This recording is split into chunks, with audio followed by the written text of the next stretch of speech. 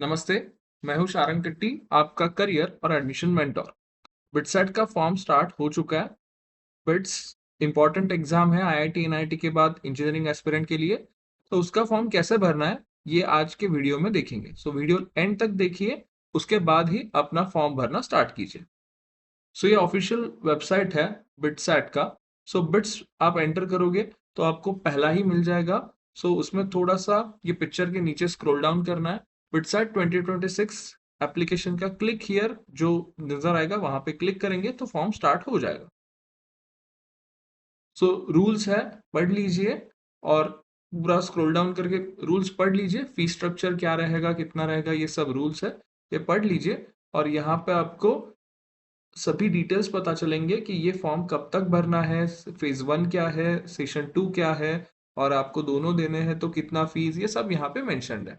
सो ये सब देखने के बाद आपको ऊपर रजिस्ट्रेशन या फिर यहाँ पे टू रजिस्टर क्लिक हियर ये जो ऑप्शंस दिए गए हैं वहां पे क्लिक करना है।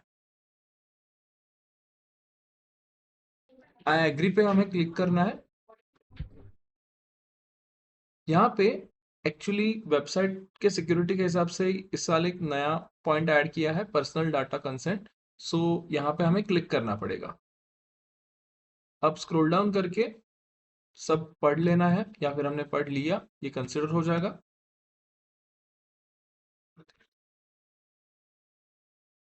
फिर से मेन टैब पे आएंगे तो यहाँ पे चेक बॉक्स मिलेगा, उस पर आपको क्लिक करना है एंड नीचे अपना फॉर्म स्टार्ट कर देना है। सो ऊपर की इंस्ट्रक्शन पढ़िए। एज पर 12th मार्कशीट आपको सभी डिटेल्स भरने हैं। 12th का मार्कशीट आपके पास अभी नहीं है, I can understand, but 12th में आपने अपना नाम कैसे दिया है उसके हिसाब से आपको यहाँ पे सभी एंट्रीज करनी है। So candidate first name, middle name and last name. Last name मतलब सरनेम, इसके हिसाब से आपको भरना है। फर्स्ट नेम मैंडेटरी है। मैं सजेस्ट ये करूंगा कि पूरे first name, middle name, last name सब डेटा फिलअप कीजिए। नीचे बर्थ डेट का कॉलम है, आपका स्टूडेंट का जो भी बर्थ डेट है वो भरना है। बहुत बार ऐसा होता है कि पेरेंट्स फॉर्म पर फिलअप करते वक्त खुद की बर्थ डेट भर देते हैं, तो आप प्रिकॉशन लीजिए, स्टूडेंट की बर्थ डेट चाहिए। 10th के मार्कशीट के हिसाब से मेंशन किया है, करेक्ट बर्थ डेट आपको भरना है। जेंडर मेल फीमेल जो भी रहेगा वो सिलेक्ट कर लीजिए। मोबाइल नंबर एंट्री करनी है। आपका mobile number of course Indian code रहेगा तो +91 ऊपर ही आता है, वो सिलेक्ट करना है आपको। और आपका मोबाइल नंबर, नीचे ईमेल आईडी भी एंटर करना है। नीचे आपका एक ईमेल आईडी और एक मोबाइल नंबर देने के बाद वो email ID mobile number admission तक आपके हाथ में होने चाहिए, चालू होना चाहिए, ऐसे डिटेल्स दीजिए। पेरेंट स्टूडेंट किसी का भी चलेगा, बट वो वर्किंग में रहने वाला ही डिटेल्स दीजिए। जनरेट ओटीपी पे हमें क्लिक करना है। कैप्चा आएगा, कैप्चा एंटर करेंगे और सबमिट पे क्लिक करेंगे। ठीक है। OTP has been validated successfully आ जाएगा, क्लोज पे क्लिक करेंगे। नीचे आई एग्री पे क्लिक करेंगे, फिर से एक बार कैप्चा एंटर करेंगे एंड री वेरीफाई पे क्लिक करेंगे। यहाँ पे हमारे ही सारे डिटेल्स नजर आएंगे, वो सभी सही है ना, आप रीड कर लो। अगर सही है तो यहाँ पे चेक बॉक्स दिए है वेरिफिकेशन के, उस पर क्लिक कर लो एंड सबमिट पे क्लिक कर दो। अब आगे का एप्लीकेशन फॉर्म इस रेड टैब में आपको नजर आएगा, वहां पे आपको क्लिक करना है। अब बाकी बचे हुए पर्सनल डिटेल्स फिलअप करने हैं हमें। कुछ डिटेल्स ऑलरेडी फिल्ड अप ही है, यहाँ पे बचे हुए डिटेल्स हमें फिलअप करने हैं। Father's name, mother's name, parents mobile number, ये सब एंटर कर दीजिए। स्वाति। अब पेरेंट्स डिटेल्स के बाद कैटेगरी डिटेल्स है, प्लस साइन जो आया है राइट साइड पे, उस पर आप क्लिक करेंगे तो वो एक्सपांड हो जाएगा। कैटेगरी इंडियन, फॉरेन, नॉर्मली सबकी इंडियन रहेगी नेशनैलिटी, तो उस पर हम क्लिक करेंगे। थोड़ा स्क्रॉल डाउन करने के बाद उसमें आइडेंटिफिकेशन पूछा है, टाइप्स मिलेंगे उसमें। अगर हम वहां पे स्क्रॉल करेंगे तो किसी का पैन कार्ड रहेगा, स्कूल आईडी रहेगा, या फिर ऑलरेडी अगर 12th एडमिट कार्ड अभी जनरेटेड नहीं है दिसंबर में, बट बाद में मिलने वाला है, तभी भी ये फॉर्म चालू रहेगा शायद से, तो तभी भी आप भर सकते हो, इसीलिए वो भी दिया है। लास्ट ऑप्शन सबसे बेस्ट है मेरे हिसाब से, any other valid government identity with photograph which is Aadhaar card. So हम वो सिलेक्ट करेंगे और उसका नंबर नीचे मेंशन करेंगे, तो हमारे लिए बेटर है। सेव एंड नेक्स्ट पे क्लिक करेंगे। करस्पॉन्डेंस एड्रेस ये पूछा जाएगा। सो 3-4 लाइंस है, थोड़ा थोड़ा करके आप एड्रेस भर दीजिए। एज पर आधार ही चाहिए ऐसा, एक्चुअली उसके हिसाब से आप अपडेट आधार करने की जरूरत नहीं है, बट जितना हो सकता है आप आधार को मैच करेंगे तो बेटर है। सो जो भी आपके आधार कार्ड पे है, तो आप यहाँ पे लाइन 1 लाइन 2 में भर दीजिए। एड्रेस में कंट्री, स्टेट, डिस्ट्रिक्ट ये सब सिलेक्ट करने के बाद पिन कोड भरना है। नीचे क्वेश्चन आएगा permanent address and correspondent address same है क्या। सो हम येस पे क्लिक करेंगे तो ऑटोमेटिकली परमानेंट एड्रेस फिलअप हो जाएगा। अगर आपको अलग अलग देना है तो आप नो पे क्लिक करके फिर से परमानेंट एड्रेस अलग से भर सकते हो। सेव एंड नेक्स्ट पे क्लिक करेंगे, डेटा सेव हो जाएगा। अब नेक्स्ट है 12th के क्वालिफिकेशन वाले details. Name of school presently studying, यहाँ पे 12th के डिटेल्स है तो कॉलेज का नाम एंटर करना है, ये ध्यान में रखिए।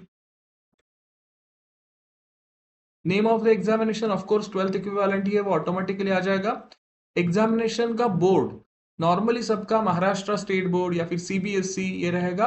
आपके 10th का आईसीएसई कैम्ब्रिज हो सकता है, बट यहाँ पे जो भी आपका 12th का बोर्ड है वो यहाँ पे एंटर करना है।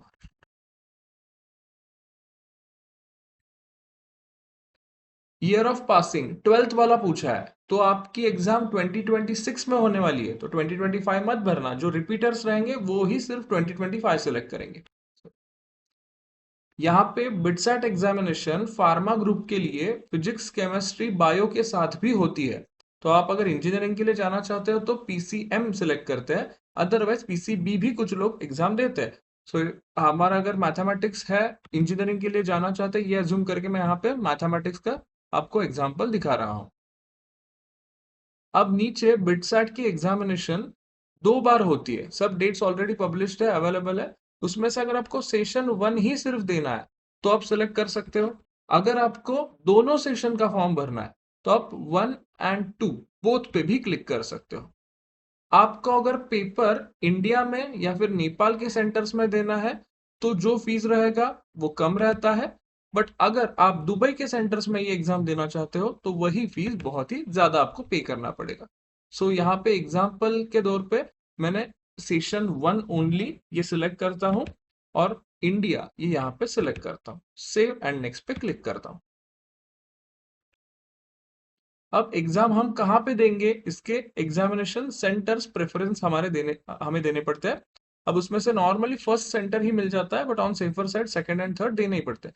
फॉर एग्जांपल अगर मैं मुंबई में रहता हूँ तो मैं पहला ऑप्शन मुंबई यहाँ पे ऊपर टाइप करूंगा और मुझे फर्स्ट सेंटर मुंबई, दूसरा सेंटर नियरेस्ट अगर मुझे चाहिए तो पुणे, तो वो दे के, बट मैंडेटरी है कि 3 के 3 ऑप्शन आपको देने ही पड़ेंगे। सेव एंड नेक्स्ट पे क्लिक करेंगे। अगर आप दोनों सेशन सिलेक्ट करते हो तो आपको 2 एग्जाम्स के सेंटर यहाँ पे फिलअप करने पड़ते हैं। अब यहाँ पे आप स्टूडेंट का फोटोग्राफ, स्टूडेंट की सिग्नेचर ये अपलोड करनी है।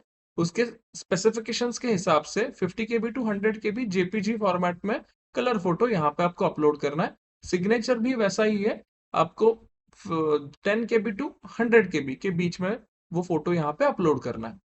फोटो सिग्नेचर अपलोड होने के बाद आपको पेमेंट गेटवे कौन सा भी एक सेलेक्ट करना है।